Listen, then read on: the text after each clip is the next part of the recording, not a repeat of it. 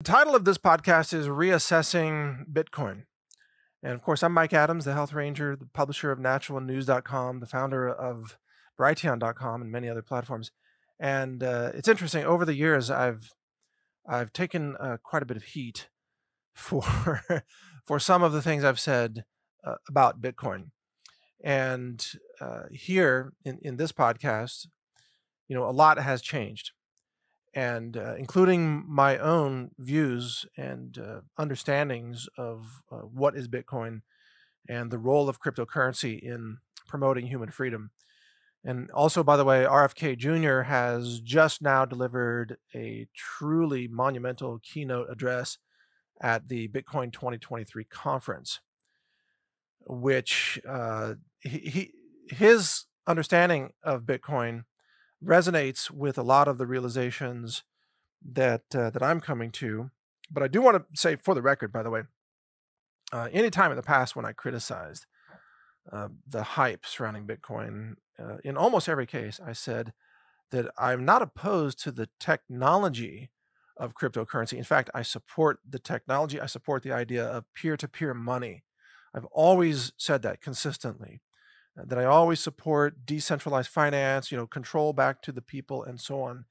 And what I was strongly opposed to, which I suppose I still am opposed to, is the kind of mindless hype that often accompanied Bitcoin. And there was a time, although quite a lot of this has been corrected after the FTX fiasco, but there was a time when a lot of Bitcoin, maybe big holders, were just the most insane, arrogant people around, and they were claiming that Bitcoin would go to $1 million a coin, and that anybody who wasn't on board was a complete idiot, and Bitcoin was going to save the world, and that Bitcoin was private money and decentralized money and so on. And I knew that those things were not true, and so many of the things that I criticized Bitcoin for, just to be clear, are things that have since been proven to be exactly accurate. In other words, Bitcoin is not private. Bitcoin has some severe problems and limitations. One being that it's not private. There is really no privacy when it comes to Bitcoin, almost none, which we'll talk about in a second. Also, Bitcoin is really not that decentralized. But I understood the idea of having your own digital money, controlling your own wallet. The original Satoshi vision was right on. In fact, it was very much right on. And that vision, I think, obviously still lives on today, but there is a much better Bitcoin than Bitcoin, it turns out now. And maybe if I have enough time, I'll talk about that a little bit. But Bitcoin itself, as it exists right now, is not a very good Bitcoin, you could say. There is a much better tech that has come along since then that perhaps maybe Bitcoin will adopt and upgrade itself. We'll see. It'll be interesting. But I just want to be clear. I never criticized the idea of decentralized money. I always understood that that was really critical. Now, the other thing that has happened that has changed my views quite considerably is that previously, and this is where I do need to issue a correction of sorts. Previously, I had believed that because Bitcoin was backed by nothing, that it therefore had no intrinsic value. And I really did not agree with those who are characterizing Bitcoin as digital gold, because gold is something physical. It's an element. It's on the table of elements. You can hold it. You can touch it. You can't even burn it. You can't burn it up. You can't burn up gold and turn it into something that isn't gold. It's always gold. I mean, you can vaporize it. It's just gold vapor. You can melt it. It's just melted gold and so on. So I never saw Bitcoin as digital gold. And so I believed that Bitcoin was backed by nothing and that it would eventually return to nothing. That belief, now, I need to correct it for the record and also share with you how I corrected it in my own mind. And this applies to all crypto, or, well, I should say the non-crap coin crypto. Okay, so like all serious crypto. And this only became clear that intrinsic value doesn't mean, it doesn't have to be backed by something 3D world physical, meat space physical. It doesn't have to be. The intrinsic value of cryptocurrency can be some other value, such as, for example, non-confiscatability or rapid transfer capabilities, right? So the ability to move it quickly, or the ability to move it without it being blocked or confiscated or halted by a bank, as they can halt, money wires and things like that. And the ability to carry it with you in a very portable format and so on. These are all intrinsic values that are inherent to all serious crypto projects that themselves do give it value, because again, it's borderless, right? You can send Bitcoin to someone halfway around the world, or even to someone in orbit if they have a Bitcoin wallet address in orbit. You can send Bitcoin to them in orbit, or on Mars, I suppose. Anywhere you have, comms, you can send Bitcoin. But the other thing that has happened more recently that has really driven this point home for me, and I think for a lot of people, and in fact, RFK Jr. spoke about this. Well, I'll just read you his words. He said, quote, "I became a Bitcoiner when I saw what Canada did to the truckers." Exactly. We need to thank Justin Castro Trudeau for actually waking people up to the importance of decentralized finance. For me, this was also a pivot point. Before the Canadian government seized the bank accounts of people who donated to the Canadian truckers, I personally did not see nearly as much intrinsic value in cryptocurrency as I now see. And since then, since that event in Canada, I have personally seen and experienced and covered as a journalist, written about many other episodes where banks seized people's money, just for political purposes, by the way, or people were deplatformed because of their viewpoint. I'm on a financial blacklist, by the way. PayPal shut down my account quite a while ago simply because of my viewpoints. Recently, I talked about this. JP Morgan refused to allow me to place a charge on a credit card simply because the charge was coming from a company, an e-commerce company that has the word gun in its name. And it was only a very small charge, and it wasn't even a charge for a gun. It was a $25 shipping charge that I tried to put on a credit card. JP Morgan rejected it solely because of the word gun. Okay, so, and I've heard from many other people about many similar experiences. I've seen banks refuse to wire money that people wanted to use to buy gold, for example.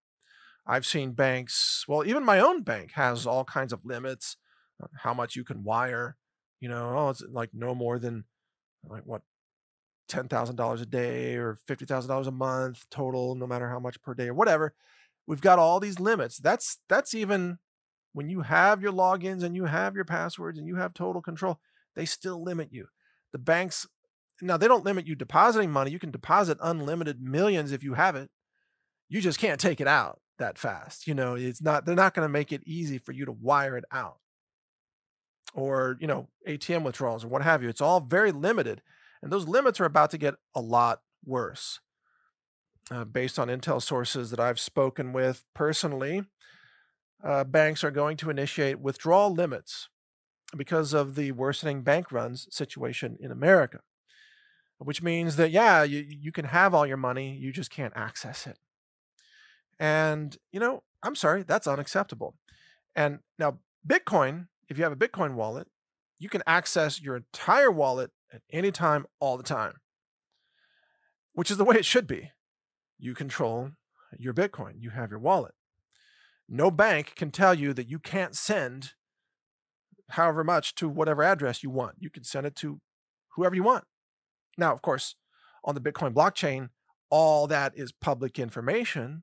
Anybody can know who you paid or who you received money from, or even they can trace back where these coins came from that you have. And there can be tainted coins, which we'll talk about in a minute, which actually causes a problem with fungibility on Bitcoin. It's one of the drawbacks of Bitcoin. But again, that problem has been solved by more recent projects, by the way. There's a better Bitcoin than Bitcoin itself, at least in terms of the core technology. But where Bitcoin really shines now is that, of course, it's by far the largest cryptocurrency, which means it has the most liquidity and it has the most on-ramps and off-ramps. Bitcoin has become the universal coin that you can use in cross-chain swaps, or exchanges where you trade one coin for another coin, which happens directly. You never go into fiat. For example, I can trade Bitcoin for Litecoin, let's say, or I can trade Bitcoin for Dogecoin, whatever. So Bitcoin has become the universal coin that is always, I would say almost always, the number one trade for every other coin that you might want to get into. And there are lots of online, exchanges, obviously, where you can change one coin into another coin, like Change Now or Changelly, or what's it called, Trader Joe's or whatever. There are all kinds of online exchanges, and you can also do exchanges in your own wallet. So if you like the Exodus wallet, that's one I've recommended before. Inside Exodus, which again, I run Exodus, you can do exchanges. It's sometimes a little more expensive inside the wallet, but it's very convenient, and it's often it's reasonable. If you want to trade Bitcoin for, let's say, Monero or Tether or Binance Coin or whatever, Monero is one of these privacy coins, which we'll talk about here in a little bit. But Bitcoin has become the universal bridge to other coins. So even though personally I don't think Bitcoin is the best coin in terms of its tech, and it certainly isn't private, and Bitcoin has numerous issues, such as, well, a massive node size for one thing. The storage of ordinals on the Bitcoin blockchain is making it even bigger. It's going to explode in size. It's going to become unwieldy, probably, in my opinion, because of ordinals. Eventually, it's not there yet. Bitcoin transactions are slow, and they're crazy expensive. I mean, crazy expensive. Even just recently, one Bitcoin transaction, just sending Bitcoin, would cost you about $30, or it got close to 30. It was $29, something like that. That has since gone down, but there are many other coins where you can send for a penny. Even Litecoin you can send for, I don't know, some extremely small amount. It might be a couple of pennies. And Litecoin's way faster than Bitcoin, by the way. In almost everything's faster than Bitcoin, right? So Bitcoin it's massive, but it's not private, and it's not fast, and it's not cheap, and it's not really decentralized. But you should have the right to own Bitcoin. And because Bitcoin is universal, I can actually now understand the argument better that Bitcoin has intrinsic value, because it is widely recognized as being money that you control. And because it can be converted readily into almost anything else, it's the universal crypto, right? It's not the best crypto, but it's the universal crypto. It's kind of like, I would say, the Glock 19, it's not the best pistol, but it's the universal pistol. Or I should say, it's the universal, combat pistol or backup pistol or whatever. Some people might say Glock 17, whatever. I actually prefer Sig Sauer pistols myself, but that's just me. Oh, let me double check this one actually. Some people like the M&P shields, some people like SIGs, some people like whatever, some people like 1911s, which is fine.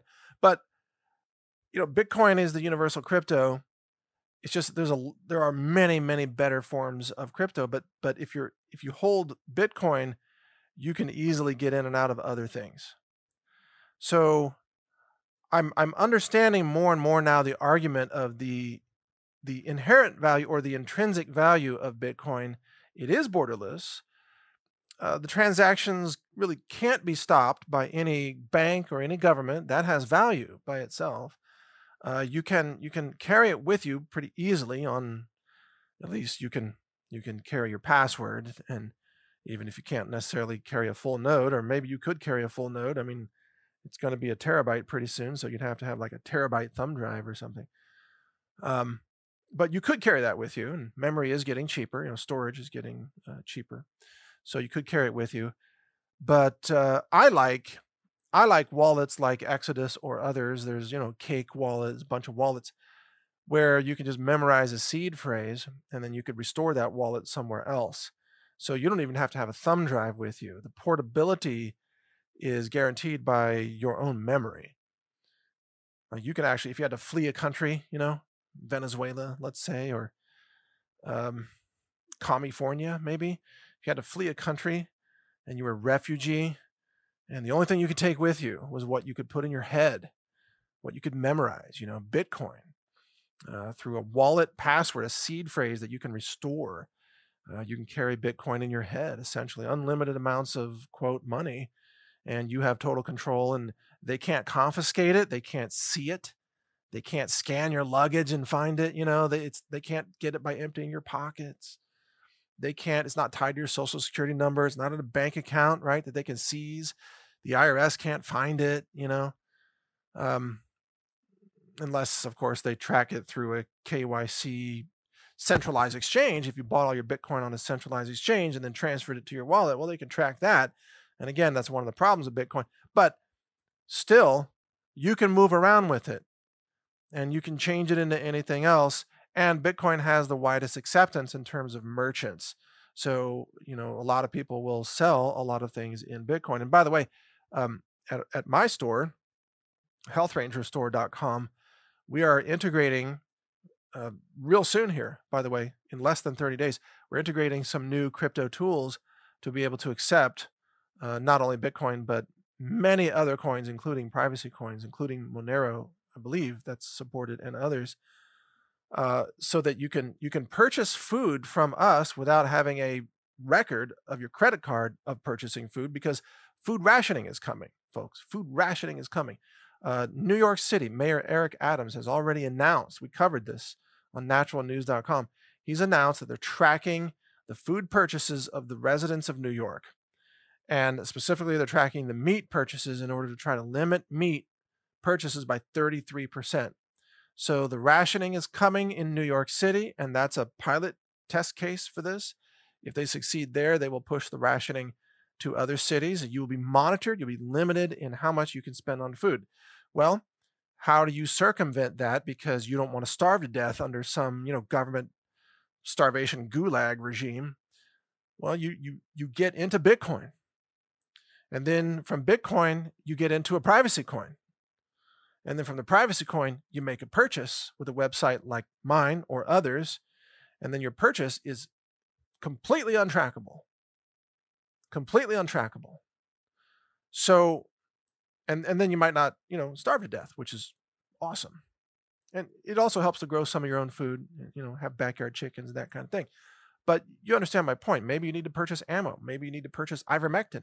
Maybe you need to purchase something or send money to somebody, and the government doesn't want you to do that, like Justin Trudeau in Canada.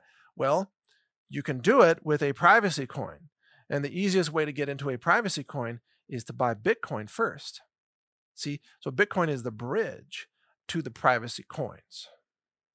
Privacy coins is where you have anonymity. You have true privacy.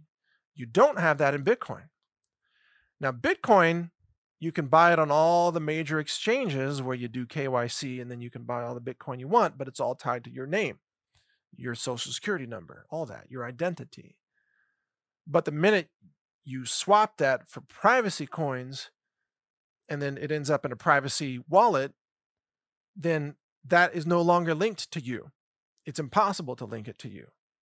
And so from there, you could use a privacy coin to purchase the things that you want to purchase without being tracked, which is your right as a human being.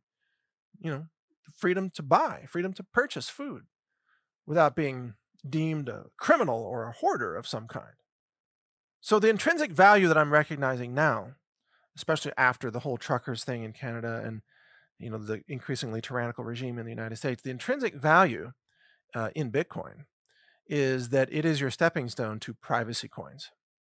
And I've spent the last 2 months really digging quite heavily into privacy coins, which I'll talk about in a second. But let me read from what RFK Jr. said. He said, talking about the trucker demonstration was peaceful and the freedom of money was as paramount as freedom of speech. But guess what? The government always has a good excuse to take away your rights. And from this article on bombthrower.com, it says, RFK began to rattle off the iterations of the latest thing that was supposed to be a larger collective cause that was more important than our individual and civil rights: terrorism, COVID, pandemics, climate crisis, the list goes on. RFK says utopia will come when the government can exercise total control over the population. I mean, he's saying that sarcastically, obviously. The funny thing is, utopia never quite arrives, and it's always just around the corner as soon as the government takes away just a few more of your rights and whatever's left of your privacy. So RFK declared, quote, "As president, your right to own Bitcoin shall be inviolable." In other words, shall not be infringed, like the Second Amendment, which of course is also being ignored by the government. He says also, as will self-custody and running your own nodes, right? That's key to decentralization. I'm really pleasantly surprised that RFK understands this part of the tech. This came as a surprise to me. I should have asked him about this when I interviewed him, but I wasn't thinking that RFK was the crypto president candidate. Had I known this, I would have asked him about it then. But this is really great to hear him saying this. He says the government has no right to be inside your wallet. And he said that the current era is an age of turnkey totalitarianism. And he says that Bitcoiners today embody the same ethos and impulses as the original framers of the U.S. Constitution. So this is being called an historic speech, and it stands in great contrast to the talk of left-wing tyrant lunatics like Senator Elizabeth Warren, who is running an anti-crypto army because she, of course, works for the central banks and big pharma and everything else. So we need to recognize that what RFK Jr. just said about Bitcoin is truly historic. It's actually epic. It is something that will go down in history, and it's a reason why every single person in the crypto community should get behind Robert F. Kennedy. And we should also ask Trump these same questions too. I don't know Trump's position on crypto, frankly. Maybe he's spoken about it here and there, but I think he's spoken about it in more negative light. But then again, so did I previously, and I'm seeing the very high intrinsic value in this age of increasing financial totalitarianism. We cannot live under centralized finance. We have to have DeFi, and RFK Jr. totally gets that. So, kudos to him. If you want to join his email list, by the way, it's at Kennedy24.com. Kennedy24.com. Now, I've spent the last 2 months really digging heavily into multiple privacy coins, as I call them. They don't always call themselves that, but coins that have privacy-oriented features. And I am in the final stages of due diligence for this. Next week, I'm doing an interview with Uncle V, as he's known, who is with the Epic.tech project. And I'll be speaking with him again. That's Tuesday. It's his live stream, I think, on YouTube. Somehow he's not yet totally banned on YouTube. So I'm joining him. I think that's at 3 p.m. Central, if you want to tune into that and hear that. Because Epic Cash, based on everything that I've seen, by far outperforms everything else in terms of the tech that's available. But let me tell you how I've looked at all of this. I've bought and sold in order to understand the buying and selling. Not, by the way, not doing active trading, not even as a speculator.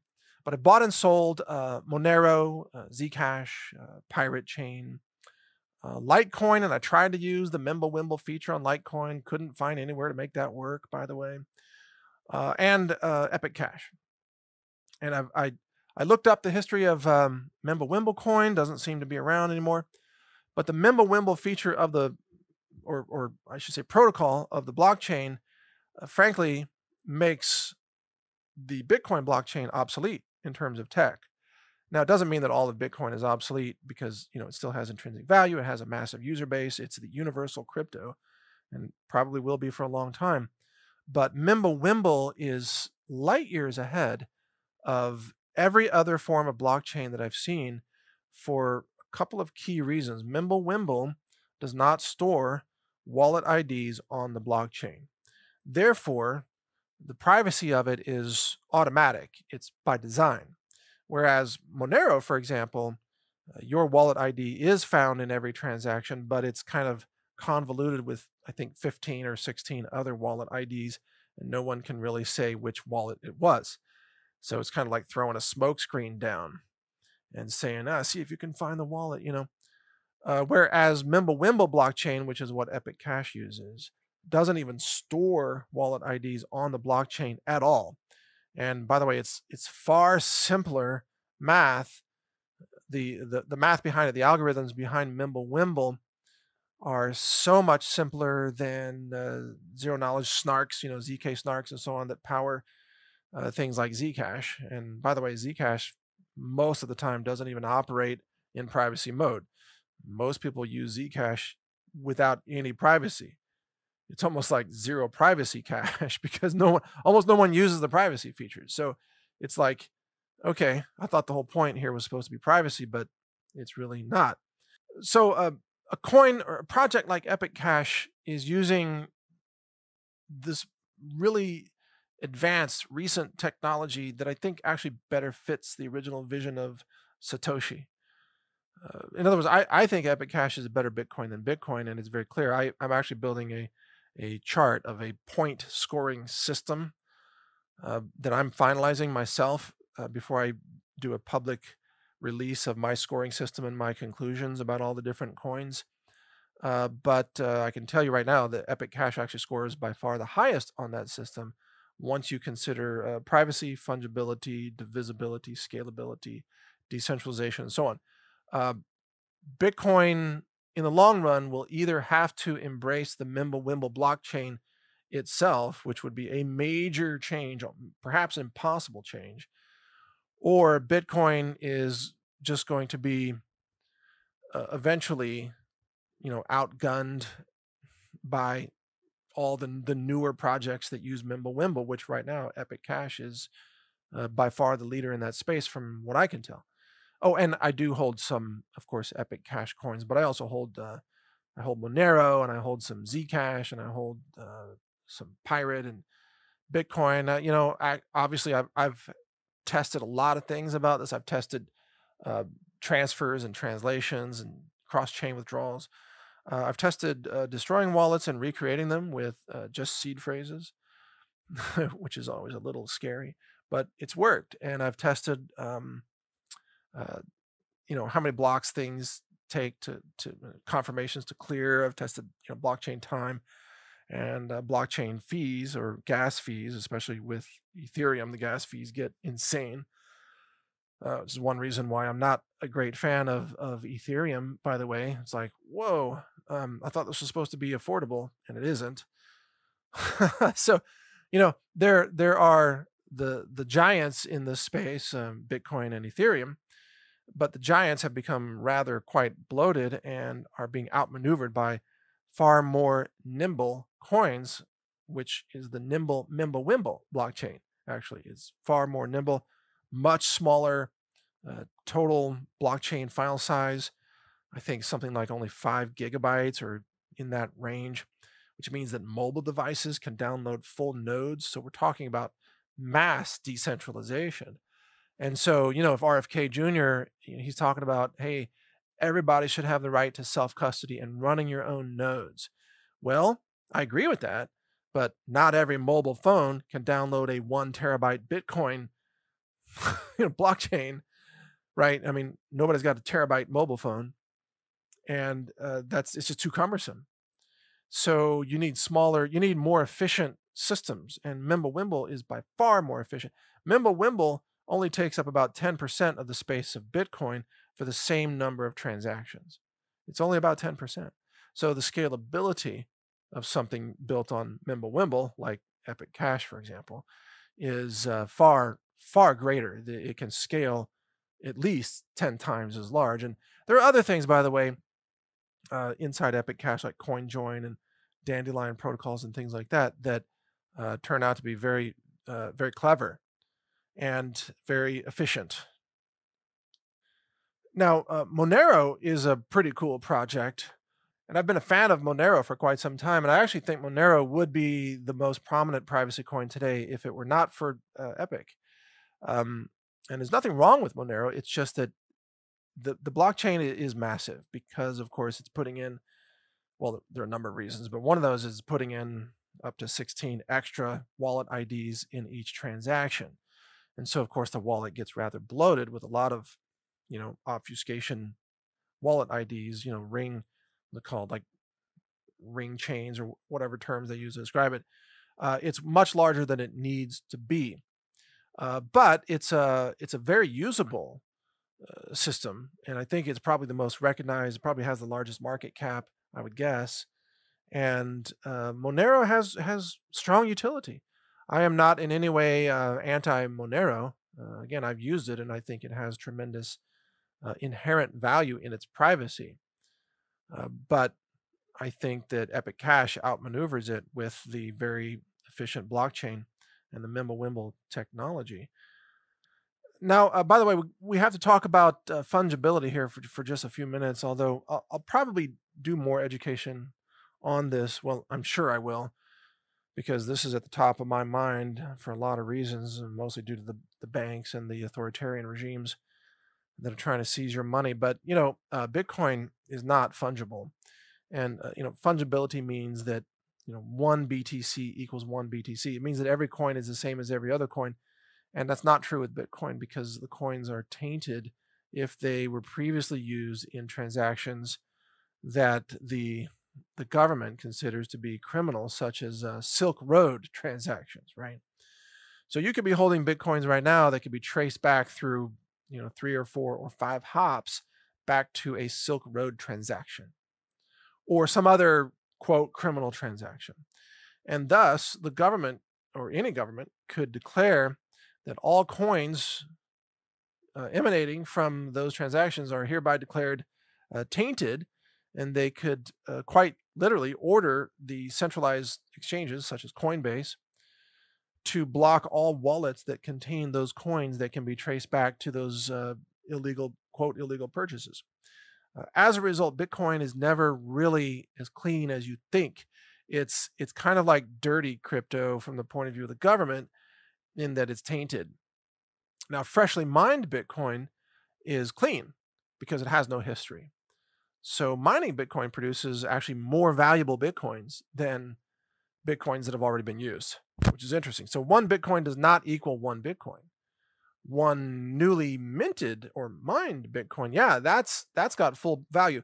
One used Bitcoin, not the same value necessarily, because it could be tainted. So this idea that Bitcoins can be used or tainted actually kind of destroys the whole idea of fungibility.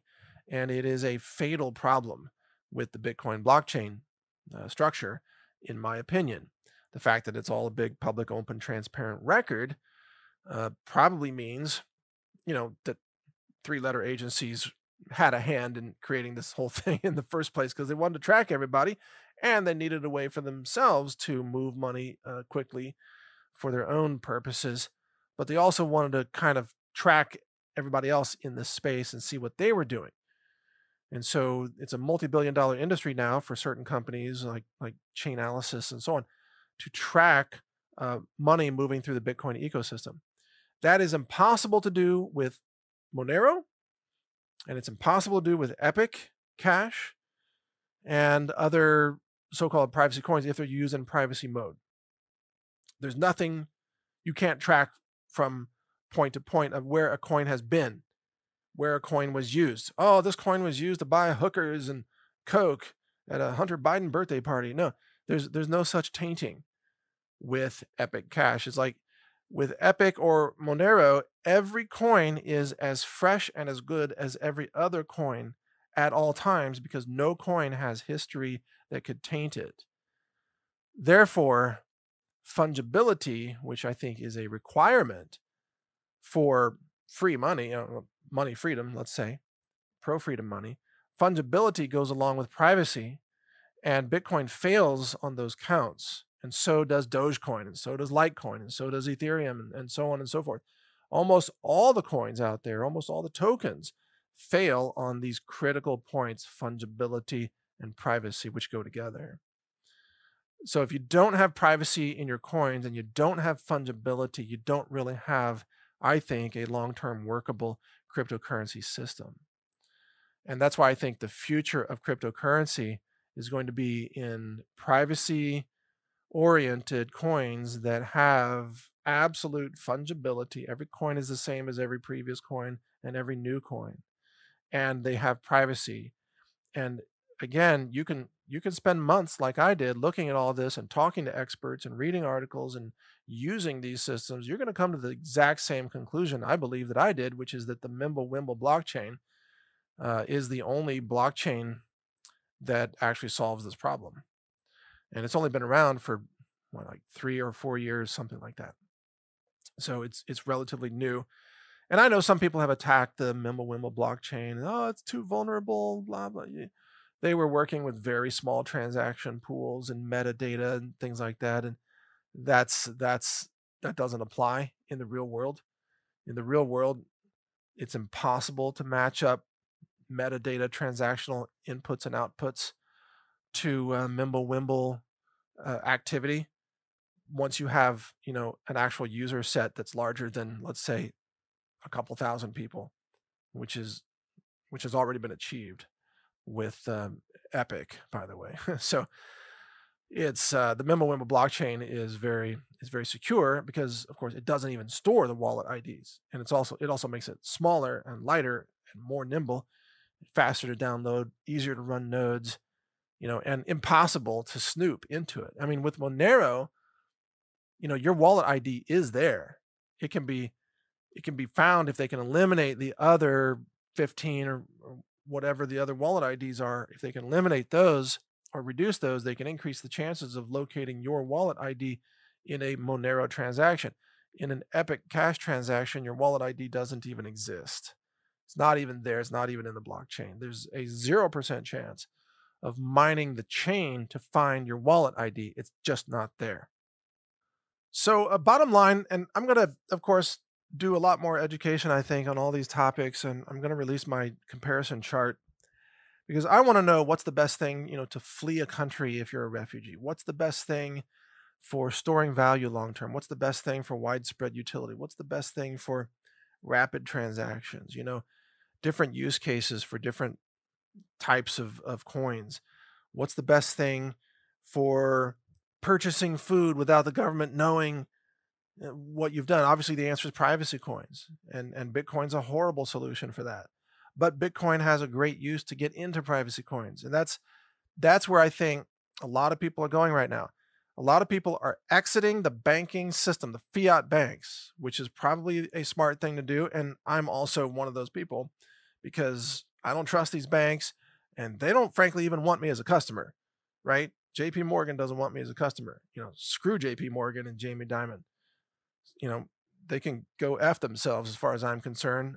I don't feel like I need their services much longer. We can do everything in the world of crypto. We can buy and sell and trade in crypto. I don't even want to be in fiat. I don't want to move in and out of fiat.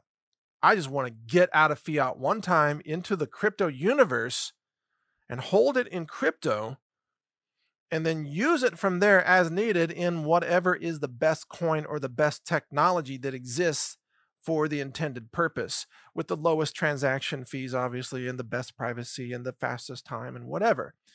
And once you get it into the crypto ecosystem, you can always make that choice based on what's available. And, again, privacy is where the future is at in this space, as far as I'm concerned. And so, Change Now, by the way, is going to, coming up, I think, early June, ChangeNow.io is going to start supporting, I've heard from Uncle V on watching his video, they're going to start supporting Epic Cash with cross-chain trades. So you could exchange Bitcoin for Epic and get rid of your tainted, dirty Bitcoins, which, again, they can be tainted, and actually have clean Epic or clean Monero or clean, other privacy coins. And that, depending on the circumstances, what your goals are, that might be a really smart thing to do. Something to consider, obviously. Or you might want to hold it in Bitcoin for now because maybe you think Bitcoin is the least volatile of all of this. That's your call. That's your choice, obviously. And the point is, it's your money. and no one can screw with your money, which is the way it should be. Not the banks, not the governments, not your boss, and certainly not me. I want you to have control over your money. And what I'm going to do with my online stores, healthrangerstore.com, is we're just going to accept all of this crypto. And we're just going to accept it, as universal payment, and ship people the food, the organics, the nutritional supplements, all lab tested. That's what we specialize in. And plus the survival and prepping supplies, we're bringing online a lot of really innovative new things you'll see soon. We're going to sell all this in crypto. And for us, this is not, this is just e-commerce. I mean, it's not tax evasion. Obviously, we're going to pay taxes on all the gains. It's going to be reported like everything else. It's revenue for the company. And frankly, we're probably going to have to turn most of that back into fiat temporarily at some point until there are more of our suppliers that will take crypto. So what I would really like is that, yeah, we accept crypto from our customers, and then we can pay our suppliers in crypto. And then more and more, none of us need the fiat banks, which is really where we all need to go with this. We all need to get into the crypto universe and stop relying on fiat banks at all. And in that crypto universe, does Bitcoin have a role to play? Absolutely. Does Monero have a role? Absolutely. Does Epic Cash have a role? Yeah, absolutely. Does Ethereum? Yeah, of course. A computational blockchain smart contracts, does that have a role? You bet it does. Of course it does. Does what about stable coins? Do they have a role? Yeah, sure. For certain circumstances, you want to tie yourself to a fiat currency. There's a rational, logical place for that, depending on your strategies and what you're doing. Although, of course, the dollar itself is going to collapse at some point. So it's going to be interesting for those who tie crypto to the dollar through Tether. I wonder how that's going to work out long term. I'm actually not quite sure. Personally, I don't want to be tied to the dollar. I'd rather just be pure crypto in the crypto ecosystem and just use that to buy groceries, use that to buy gas, use crypto to pay suppliers, even use crypto to pay salaries, all of it. It's still the same accounting in our company. It's still the same payroll taxes and, sales taxes and whatever. It's just a different form of payment. And we would love to accept all those forms of payment, every coin, every token that has value, and with companies like Change Now that can translate that into the coins that we want, or the on-ramps and off-ramps into the banking system when we need to do that, then to that extent, it has very high utility.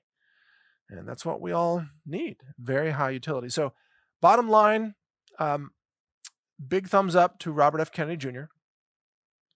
Awesome. Now I love the guy even more. Let's ask Trump this question. I am in touch with some of Trump's team people, so I'll ask them this question and see if anybody wants to come on and talk about crypto in the Trump universe. Very curious to hear about that. We're embracing crypto in my world of e-commerce, and also as a tipping system on Brighteon.com. We've decided to go into crypto instead of just focusing on fiat tipping. We're going to embrace crypto. That integration is coming soon, and I'm going to do my best to share with you the conclusions that I've come to, and a scoring system that I'm working on, a comparison chart with actual scores, to let you know what I think about all the different coins, including this new one I'm mentioning, Epic, but also Monero and Bitcoin, Litecoin, and so on. So that's what I'm going to do. Thanks for listening. Mike Adams here, the Health Ranger, Brighteon.com, and naturalnews.com. Take care.